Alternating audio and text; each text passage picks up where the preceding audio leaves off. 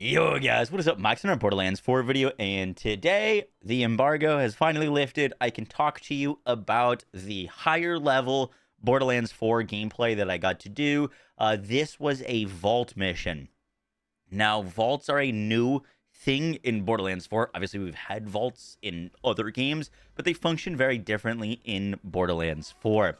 Now, the way that these are going to work is you like find vault fragments out in the world, and then eventually with those fragments you can build a key, and that key gives you access to a vault, and a vault is like a dungeon. Now, just to be clear, these dungeons, these vaults, are not endgame content. So this is like something that you can do at level 20, which is when we did it. Obviously, you could do these and repeat these and farm these at endgame, but they kind of assured us that endgames, it's got its own thing going on. And so this is some higher level gameplay, higher level content that was actually really intense. Now, I've seen a lot of comments about our like level 5 gameplay, where like people were saying that the world felt empty or the like enemy density felt low. That is all answered in these vaults. They are packed with enemies, that there is like a unique mini boss in these that have a unique mechanic that you'll see me try to figure out and tackle. And then at the end of the vault is a vault boss. Now, one of the big things that I had, because I knew that I was going to be able to interview the devs before or when I got to this event, and one of the questions that I had was, how are you guys... I'll actually read it from my phone. Bosses are a big part of the Borderlands experience. However, most of Borderlands 3's bosses didn't have enough health to survive a fraction of the damage we were able to deal at endgame. What steps have you taken to make bosses more engaging at endgame without making players wait behind artificial progress gates like immunity phases? I think immunity phases were a big issue in Borderlands 3, and I wanted to see in Borderlands 4 them to come up with more clever and creative ways to make engaging bosses without us having to wait behind immune phases. And I didn't ask them that question after I played this vault and fought this boss, because, and I said this to the devs while I was there, this is the best boss fight that I have done in a Borderlands game ever. I promise you I am not glazing. Your opinions might differ, but in my opinion, this was the most engaging fight that I've seen in a Borderlands game, that had the most interesting mechanics and answered the question of how do you make an engaging boss that even if you're doing a ton of damage, you still have to engage with mechanics. Now, this boss fight had a lot going on, and I'm going to play you kind of my raw footage of fighting this boss and figuring out the mechanics, because it took me a second, but once I got the hang of it, it just flowed so well. The boss was challenging, the mechanics and the playstyles were interesting, it incorporated movement really well, and it just kind of made me really excited, because if this is the design of a boss that they have, that they're throwing at us at level 20, I can't wait to see what more they can come up with like endgame bosses and stuff like that. Now, the other part of this vault was that once you beat it, and you're done, you kill the boss, you get the loot, there is something really crazy that you can loot at the end that we'll talk about when we get there. And then you could also redo the boss fight again. Like, there was a Moxsy's Encore machine, and if you wanted to run the vault again, you could just click it. You didn't need to exit the vault. You didn't need to save quit. You would just beat the boss, click a mission, it would reset, you'd start from the beginning, and you'd run it back. And I could see myself literally doing this for hours, trying to farm a perfect piece of gear. It did remind me of a little bit like a Malawan takedown, but in like, you know, a little bit more condensed version. And I thought that it was fantastic. So I am going to let the rest of the gameplay play out, particularly the boss fight, and then I will meet up with you guys back when we are done with the boss, because I want to talk about the upgrade that you get, or the thing that you get once you beat this for the first time, which is really crazy, and then we'll kind of like, you know, do a little outro.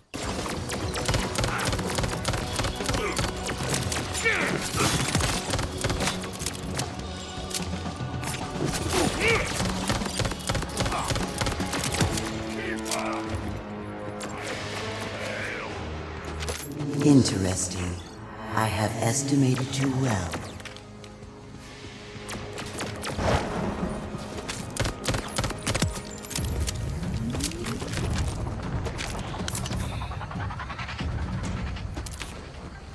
Call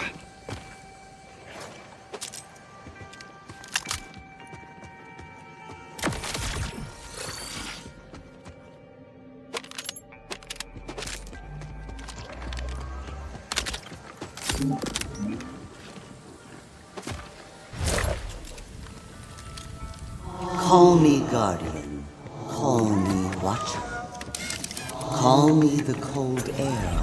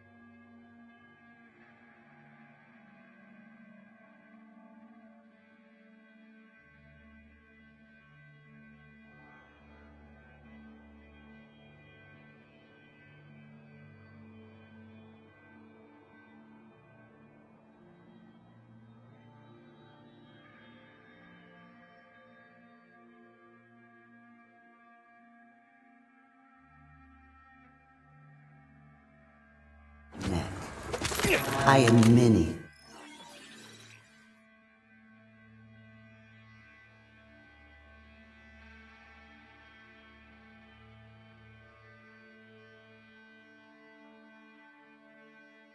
Is beyond what I was created for. Not like the progeny waiting for you here.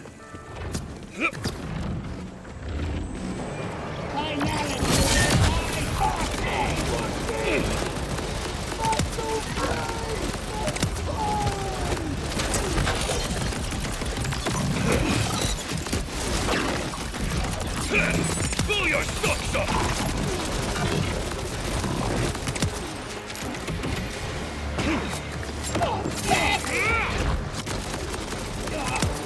Remember this!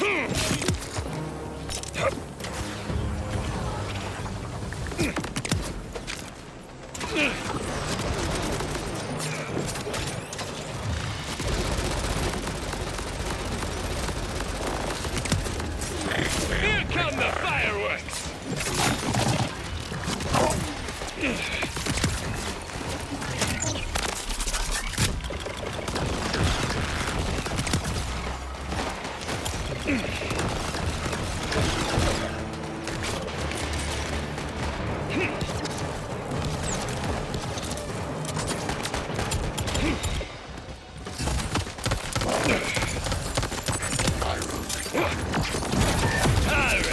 Let's make this quick!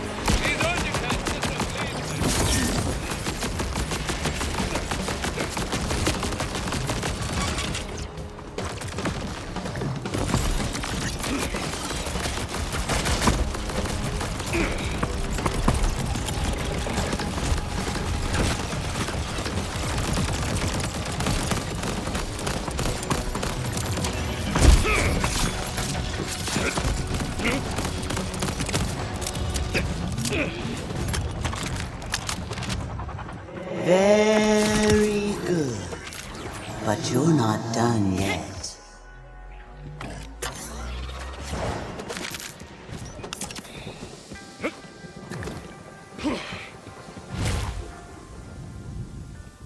Guardian. A mistranslation. A noun implying a verb, implying no other verbs. One may watch without merely watching.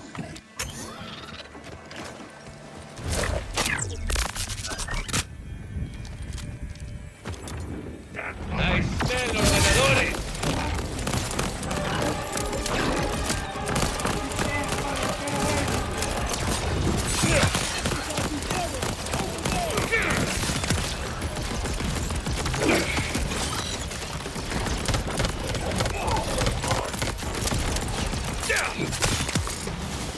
Think you can keep up with me?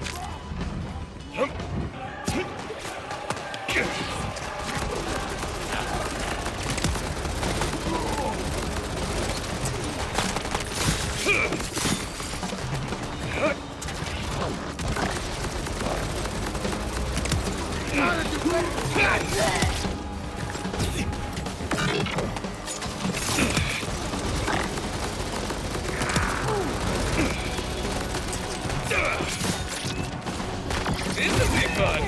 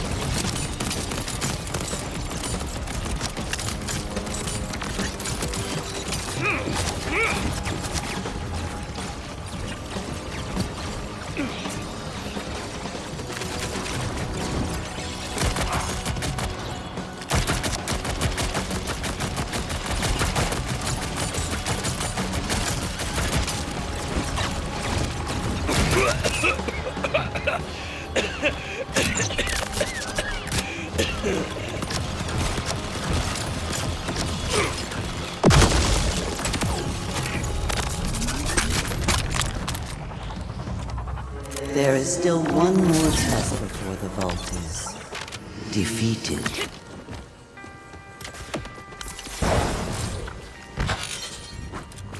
What use is a guardian? Nothing much if it doesn't follow orders. This one tried so very hard. Cast away, nonetheless.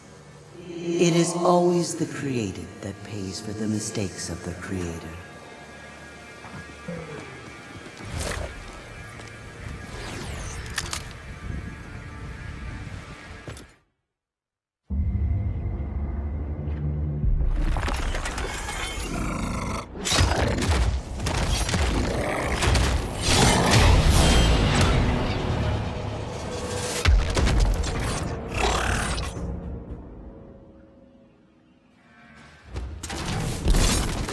This one was witness to your beginning. Now, to watch you at your end.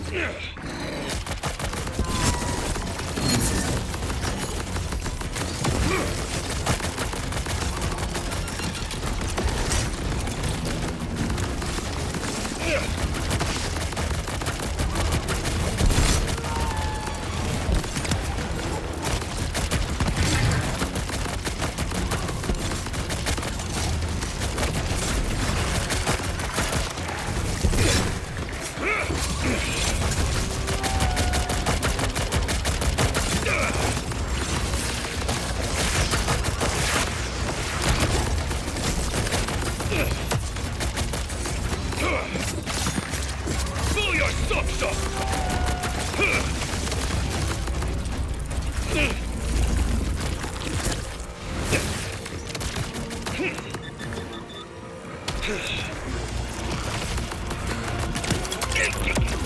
I do hate to give the bastard some satisfaction.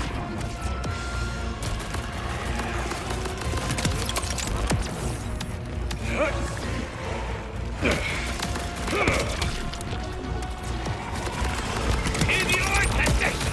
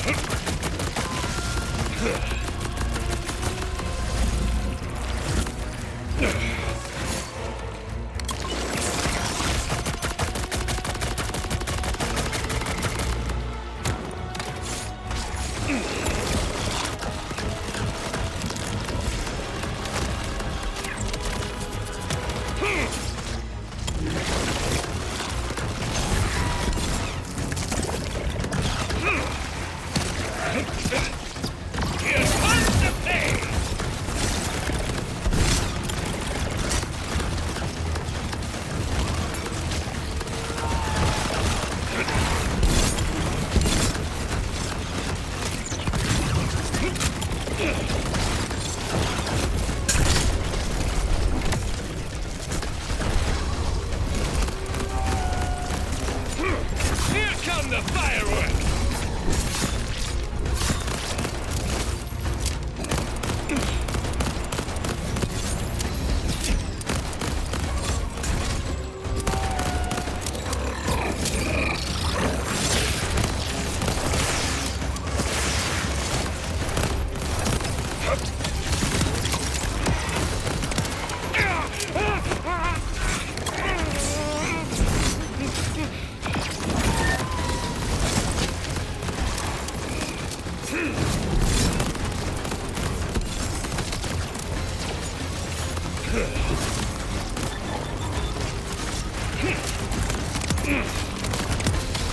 Back from the belly up!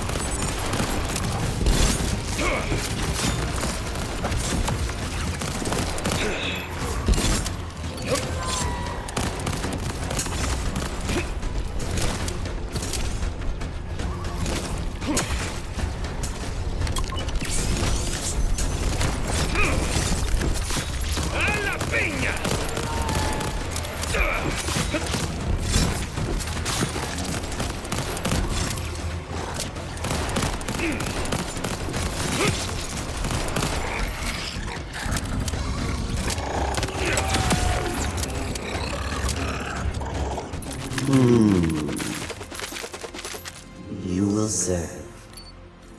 have need of vault hunters, and you have need of the vaults and their power.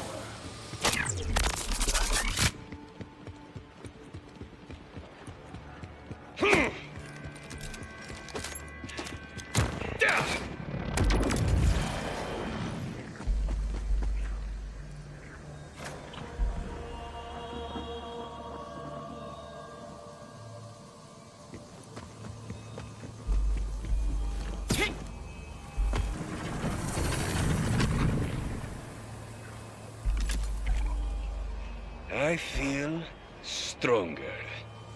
So yeah, that was the vault. As previously mentioned, that like was my first run. So like as I did this more, I got better gear. The devs gave us a set loadout with set skill trees. I wasn't able to adjust any of that, so I was just playing whatever they gave me. But I thought that boss fight was incredibly engaging. You had to use your grapple to expose weak points at it, and then you had to shoot the weak points. And then it had this phase transition where it would go up to the ceiling and the entire floor was poison and you would die if you stayed in the poison. But there was pods above you where you'd grapple. And if you grappled on those, then you could shoot at its weak points to break that phase. But the pods would constantly keep dropping. So you had to keep swinging back and forth between them to stay up in the air away from the poison. The boss had a telegraphed like sweep attack that you saw me like jump over multiple times. It just felt like such a good combination of tying together the grappling hooks, the movements, how to do a boss that has like pseudo immune phases without giving hard immune phases so that the content is still engaging. I was floored by it. I don't know what you guys think about it, obviously, but I was really impressed by that fight. I thought it was challenging. I thought it was engaging. The mechanics were cool, but you could figure it out. And that is like just the start. That's like a level 20 vault. And so I'm really, really excited where they head with bosses. I think bosses are such an important part of the Borderlands formula. And I thought they were pretty weak in Borderlands 3, to be honest, until we got some like the later like raid bosses and stuff like that. So really, really excited for that. Now, the thing that I did want to talk about at the end there is that what I looted was basically a upgrade.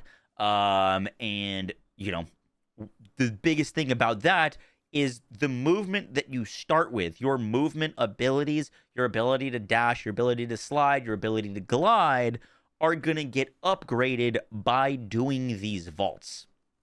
So what I looted there was the ability for my glider pack to have faster regen, so I could glide more. And they wouldn't answer my questions about it, but I'm guessing that you're going to be able to get things to have like more of that stamina bar, so you can dash more, you can slide more in like a row without getting burnt out, because like the movement was really cool, but you could only do so much movement.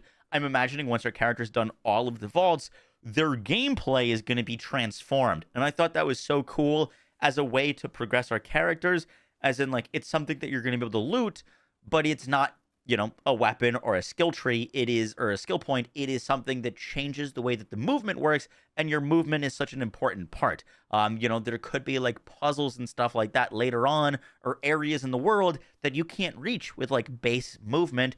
You can only do it once you unlock like the triple jump, for example. I'm not saying that there's a triple jump. I don't know that. But like I could see that being built into the game as well.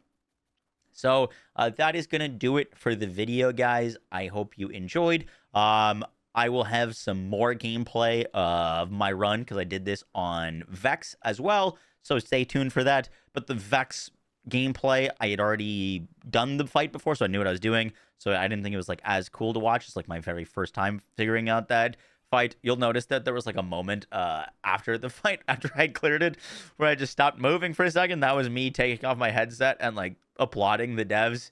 I had so much fun with this. And so yeah, I hope you guys enjoyed the video. I'll catch you on the next one. Take care. Peace.